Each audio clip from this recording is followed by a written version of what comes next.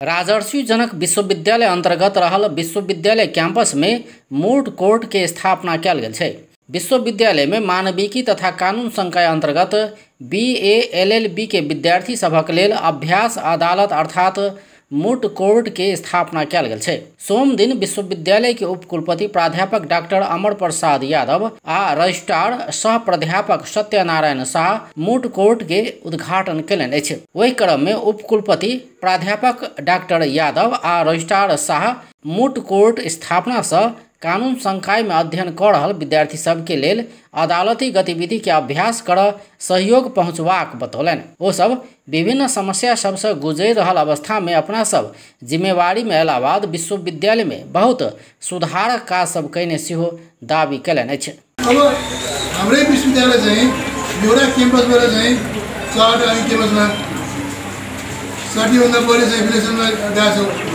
त्यो हुने कारण के हो कि हामी चाहिँ जनकपुरमै सिकित बस्ने त संघीय विश्वविद्यालयको कर्तव्य हुन्छ कि हाम्रो पहुँच पनि चाहिँ भोलिका दिनमा म कानुनको कलेज गर्छु।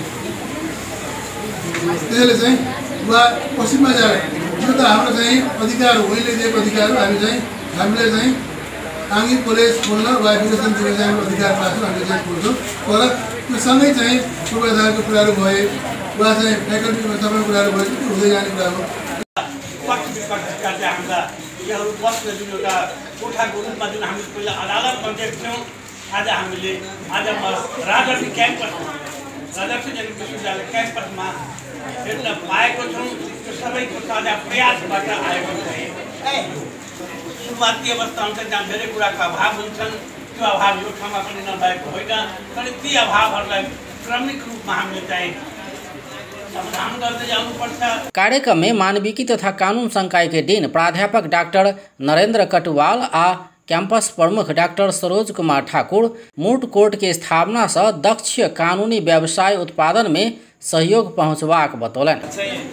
समाजलाई दिनको निमित्त यहाँको योगदान महत्त्वपूर्ण हुनेछ। त्यसको लागि चाहिँ के हुन्छ भन्दा एउटा आधार रहन्छ। यसले यहाँलाई जिम्मेवार बनाउँछ। त्यो जिम्मेवारीले चाहिँ न्याय क्षेत्रमा निश्चित रूपमा योगदान पुर्याउँछ र तपाईहरु न्याय क्षेत्र या कानुन व्यवसायको जुन बजार हुन्छ त्यो बजारमा एउटा जिम्मेवार र चाहिँ तपाईको जुन किसिमको प्रस्तुतिकरण क्षमता हो त्यो विकास गरेर एउटा सक्षम प्रतिस्पर्धी चाहिँ कानुन व्यवसाय हाम्रो पूर्वाधार मेन शिक्षाको लागि चाहिने पूर्वाधार जुन भावनाहरू छन् त्यसलाई पनि बिस्तारै विकसित गर्दै लैजान्छौँ भन्ने सरले यहाँ हामीसँग नै प्रतिबद्धता पनि जारी गर्नुभएको छ। यी सबै कुराहरू यथावत रहन्छ। तर मेन कुरा के भन्दाखेरि कुनै पनि संकायलाई सहयोग गर्नको लागि संकायका फ्याकल्टी मेम्बरको शिक्षकहरूको बढी महत्त्वपूर्ण हुन्छ। कार्यक्रम में प्राध्यापक तथा कानून संकाय के विद्यार्थी सब सहभागी भेल छल।